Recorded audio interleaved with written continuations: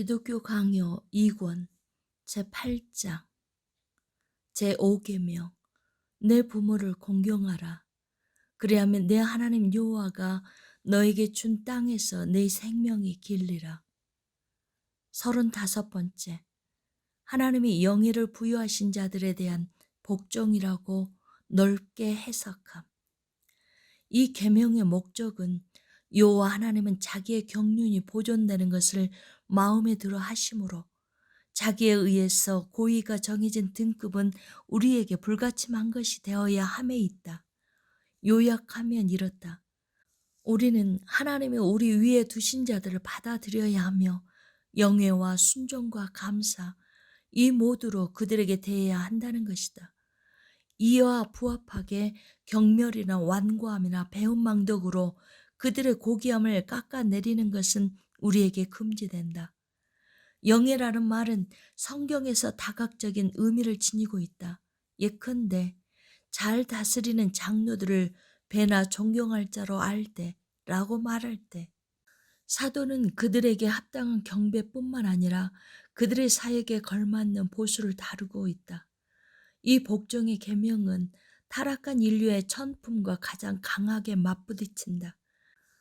인간의 천품은 높은 지위를 얻고자 하는 욕구에 부풀어 올라 있어 자기를 낮춰 복종시키는 것을 더없이 고통스러워한다.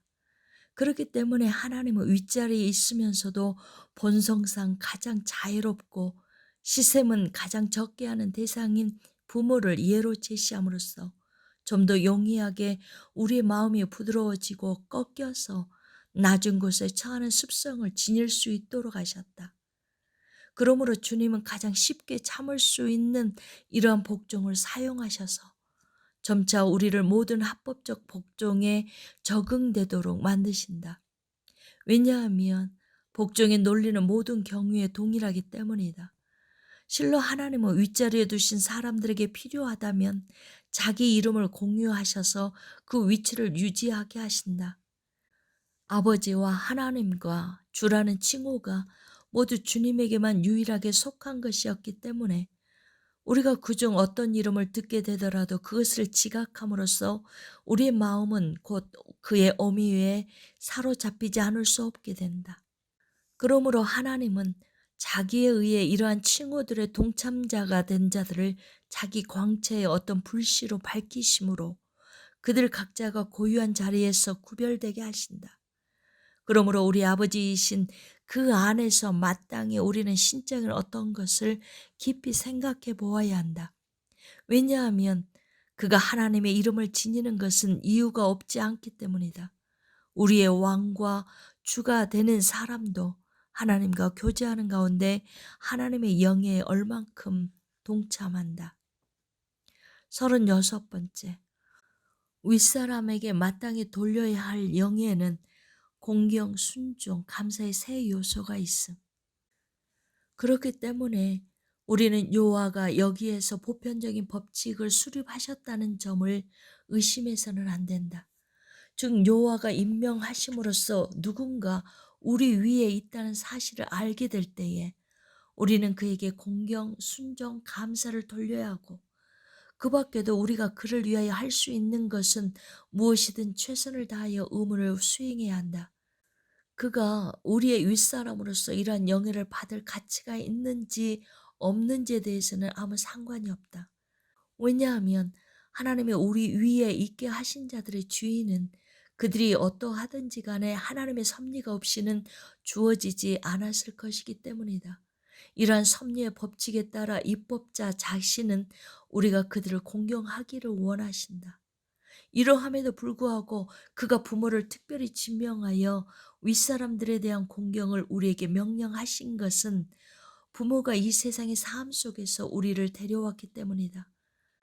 자연 자체도 어떤 방식으로 이를 우리에게 가르쳐 준다. 부모의 권세를 모욕하거나 그것에 완고히 맞섬으로 해치는 자들은 사람이 아니라 괴물이다. 그러므로 요한은 자기들의 부모에게 거역하는 모든 자를 사형에 처하라고 명령하신다. 왜냐하면 자기들이 빛을 보도록 한 부모의 수고를 인정하지 않는 자들은 빛의 은총을 누릴 자격이 없기 때문이다. 우리가 지금까지 지적한 것이 분명히 참되다는 사실을 율법에 첨가된 다양한 말씀들이 증언한다. 이를 통해 우리는 부모에게 돌려야 할 영예에는 공경, 순종, 감사로 이루어진 세 부분이 있다는 것을 확인할 수 있다. 요한은 아버지나 어머니를 저주하는 자는 죽이라고 명령하심으로써 그 첫 번째인 공경에 대해서 확정하신다. 여기에서 그는 멸시와 모욕을 징벌하신다. 그리고 불순종하고 반역하는 자녀들에게 죽음의 형벌을 공포하심으로써 그 두 번째인 순종에 대하여 확정하신다. 그 세 번째인 감사는 그리스도가 마태복음 15장에서 말씀하신 것과 관계된다. 우리의 부모에게 잘하는 것은 하나님의 계명에 속한다. 바울은 이 계명에 대해서 언급할 때마다 그것이 순종을 요구한다고 해석한다. 37번째, 약속이 있는 첫째 계명. 권유를 대신해서 약속이 부과된다.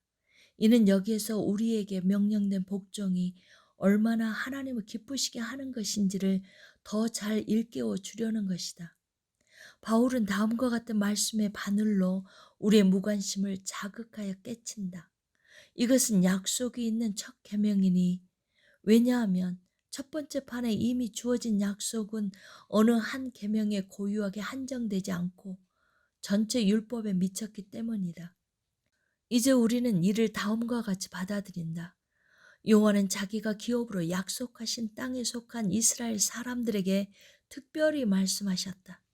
그 땅의 소유가 하나님의 선하심의 보증이었을진데 여호와가 그 은총을 오랫동안 누릴 수 있는 장수를 부여하심으로써 자기의 은혜를 입증하고자 원하셨음을 의심해서는 안 된다. 그러므로 그 뜻을 다음과 같이 기술할 수 있다. 부모를 공경하라. 그리하여 너에게 베푸는 나의 은혜의 증언이 될 땅의 소유를 오랜 기간의 삶 가운데서 누리게 될 것이다. 나아가 신자들에게는 모든 땅이 복됨으로 현세의 삶을 하나님의 베푸신 복에 속한 것으로 봄이 합당하다. 그러므로 현세의 삶을 얼마 동안 영위함이 우리에게는 하나님의 인자하심에 대한 증거가 됨이 분명하니 이 약속 역시 우리에게 동일하게 적용된다. 왜냐하면 유대인들에게 뿐만 아니라 우리에게도 장수가 그 자체로 복을 포함한다고 약속되지는 않았지만 경건한 자들에게는 그것이 하나님의 관용에 대한 징표와 같이 여겨져 왔기 때문이다. 그렇기 때문에 서로 부모에게 순종하는 자녀의 생명이 성년기가 되기 전에 취해졌다고 할지라도 이는 드문 일이 아니지만 한 자락의 땅을 약속하신 자에게 100자락을 헤아려 마련해 주시듯이 주님은 변기치 아니하시고 그의 약속을 덜함이 없이 지키신다. 모든 논의의 요점이 여기에 있다. 장수를 누리는 것이 하나님의 주신 복인 이상 우리는 그 약속을 받았으며 그것이 하나님의 은혜의 증거인 이상 그것이 복이다. 그러나 하나님은 죽음을 통하여 이 복을 자기 종들에게 더없이 풍부하고 더없이 견고하게 증언하시고 그 실제 자체를 증명하신다. 38번째, 주 안에서 부모에게 순종하라.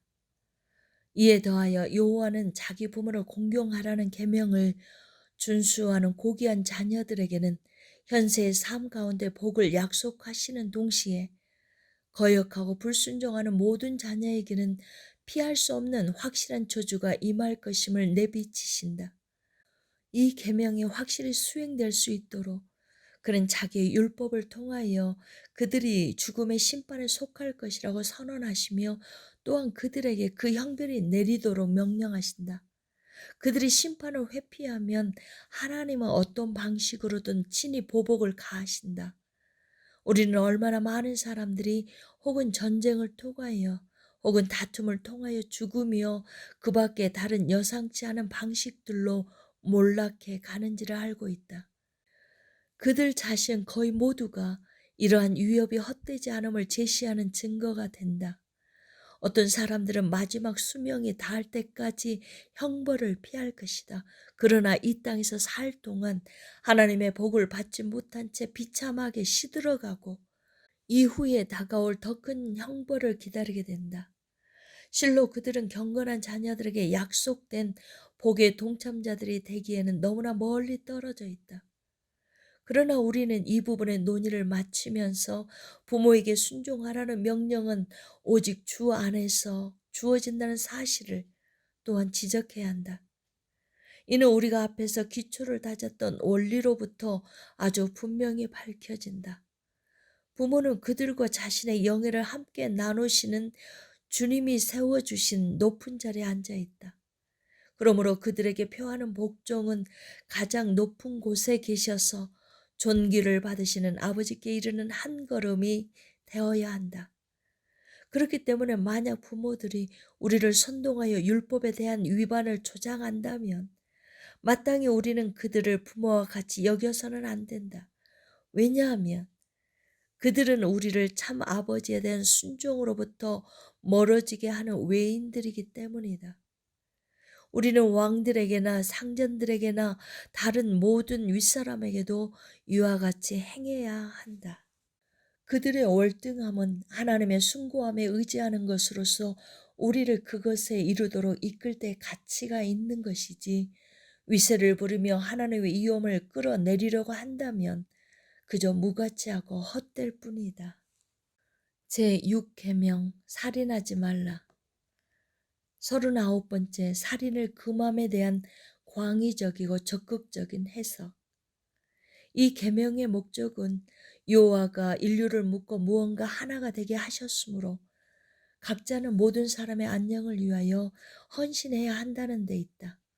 요컨대 이웃의 몸에 상처를 입히는 폭력과 상해와 화는 무엇이든 우리에게 금지된다. 따라서 우리는 이웃의 생명을 구하는 데 도움이 되는 일은 무엇이든지 발견되는 대로 충실히 감당해야 한다는 명령을 받는다. 그들의 화평을 위하여 할 일이 있으면 그것이 무엇이든 돌보아야 한다. 그들에게 화가 되는 일은 무엇이든지 막아야 한다. 만약 그들이 어떤 위험에 처하거든 도움의 손을 내밀어야 한다. 하나님이 입법자로서 이렇게 말씀하고 계심을 당신이 떠올린다면 동시에 그가 이 규범으로 당신의 영혼을 다스리기 원하심을 생각해야 한다. 마음의 생각을 감찰하시고 무엇보다 그 마음에 머무시는 분이 단지 육체만을 참 의로 가르치신다고 한다면 얼마나 어리석을 것인가. 그러므로 이 율법은 또한 내적 정서를 향하여 명령하여 마음의 살인을 금하고 형제의 생명을 보존하게 한다. 진정 살인은 손이 낫는 것이지만 마음의 분노와 증오에 물들 때에 살인을 잉태한다. 당신이 형제를 미워할 때 그에게 해를 끼치려는 유혹에 불타지 않는지 살펴보라. 만약 당신이 그에게 화를 낼 수 없다면 그를 미워할 수도 없을 것이다.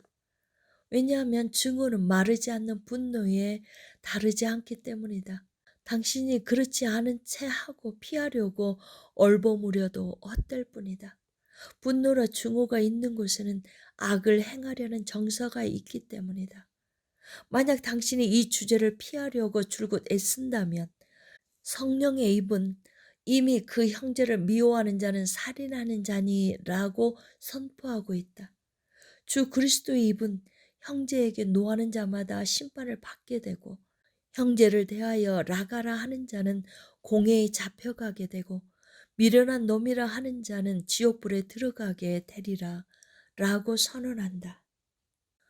40번째, 살인은 모든 사람에게 부여된 하나님의 형상과 그것을 담고 있는 육체와 나아가서 영혼을 해치는 것. 성경은 본 계명에 기초하고 있는 이중적 공평을 사람은 하나님의 형상이자 우리의 혈육이라는 점을 들어 말한다. 우리는 하나님의 형상을 해할 수 없으며 이웃을 거룩하게 여겨야 한다.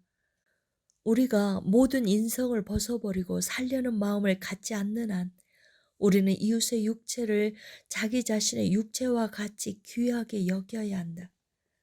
우리는 다른 곳에서 어떻게 이런 권고가 그리스도의 구속과 은혜로부터 귀결되는지를 논하게 될 것이다.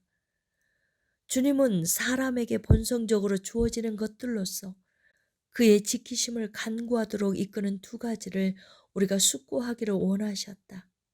그것들은 사람 안에 새겨진 하나님의 형상을 공경하는 것과 하나님 안에 있는 우리의 혈육을 귀하게 여기는 것이다.